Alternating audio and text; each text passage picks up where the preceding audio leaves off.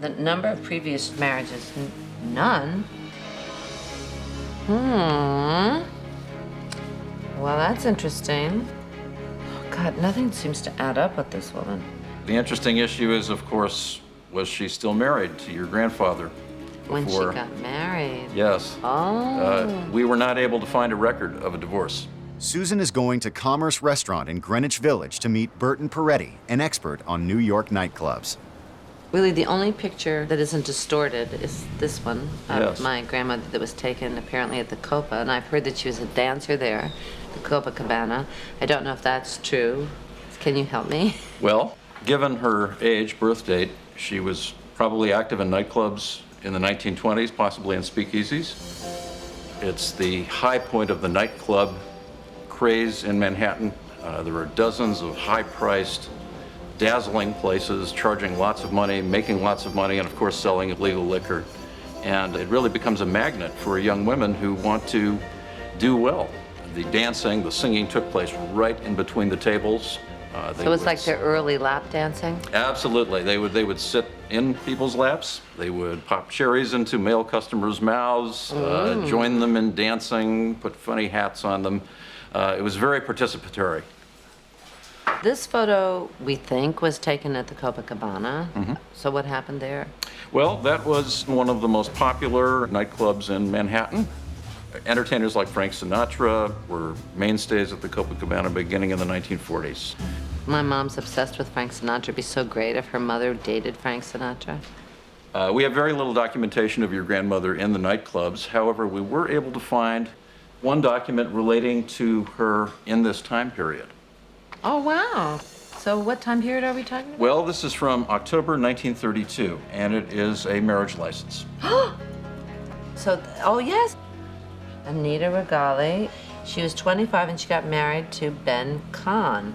And he was a salesman.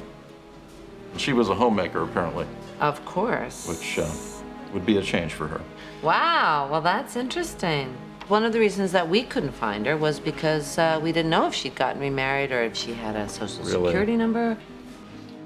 The number of previous marriages, none. Well, that's interesting. Oh, God, nothing seems to add up with this woman.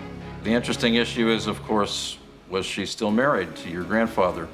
When she before- got married. Yes. Oh. We were not able to find a record of a divorce. It's really an open question. I would just point out that bigamy was against the law and it could be punishable by some years in prison. What year is this? 32? Oh. So she was still married because supposedly my grandfather didn't divorce her until after this meeting at the World's Fair, which was 39. Oh. So, who knows? Yeah. Probably in her mind, she was divorced. Right. Well, in many ways, your grandmother was ahead of the curve. I believe indicates here that he's Jewish, and she was Roman Catholic. Even in the show business world, the mixed marriage was a bit risky to do.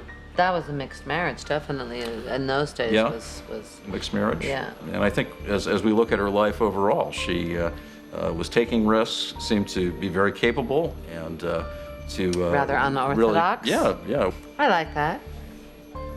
Oh, well, that was interesting. So she married, not divorced, but married again, and to Ben Kahn. So now we could find out what happened to her as Anita Kahn.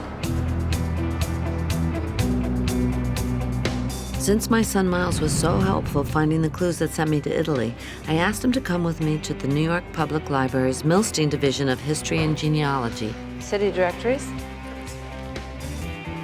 These four? I'm hoping city directories will tell me where Anita Kahn went to live with her new husband.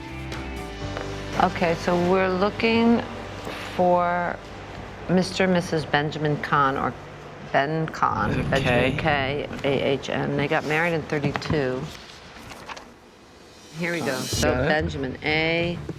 Benjamin, Benjamin. Oh, salesman. You think so? Well, he was a salesman. He said he's on 74th. 74th. All right. All right, wait a minute. So that's a salesman, but there's no Anita. So let's look up Anita Kahn. Anita This is Anita. Where is she? 173 West 78th, apartment 8F. Mrs. that's it? Anita Khan. That would have to be her. All right, that's West 78th, but is this guy on West 78th? 74th. And she's on 78th. Mm-hmm. So if that's them, then that would mean that a year after they got married, they're already separated, and she's on 78th Street. So I guess it didn't go so well again for Anita. The one solid piece of information that I have about Anita is her birth date, March 9th, 1907. That might be enough for us to track down a death record for Anita. Anita Okay. Khan, K-A-H-N. And Birth year. 1907. And So- the 1907 is the 18th of July, so that doesn't match up.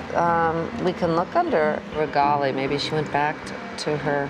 If we just do it without a last name, I think it'll be fine. We'll find something else. Okay. Well, we're looking for March 9th, 1907. Do we have that? March 9th, 1907. Anita Fiorentino. Oh, wait. You think that's her? I don't know. This is Garnerville, Rockland, New York. I- You know what Rockland is? Rockland County is, about an hour or so out of New Yeah. York. Anita Fiorentino, I guess, is the closest. Let's see. When did she die? 1984. Oh my gosh.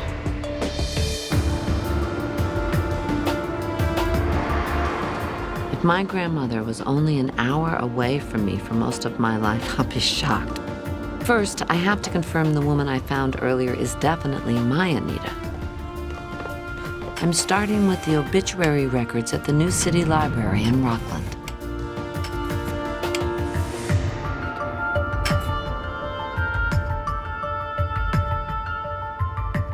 Anita Fiorentino died Monday at her home at 9 Captain Shanky Drive. Well, she was 71. She was a daughter of, yes, Benedetto and Angelina Regali, who are both deceased. Yes, that's her. Mrs. Fern is survived by her husband, Dominic, of the home address. Services and interment are to be private and at the family's convenience, so I guess she didn't have any other children. Well, she stayed with him for 35 years. That's pretty good, pretty stable. She was born in Manhattan on March 9th, 1913, but she was actually born 1907. So she's discounting her early years, where all her secrets are, Anita. Wow.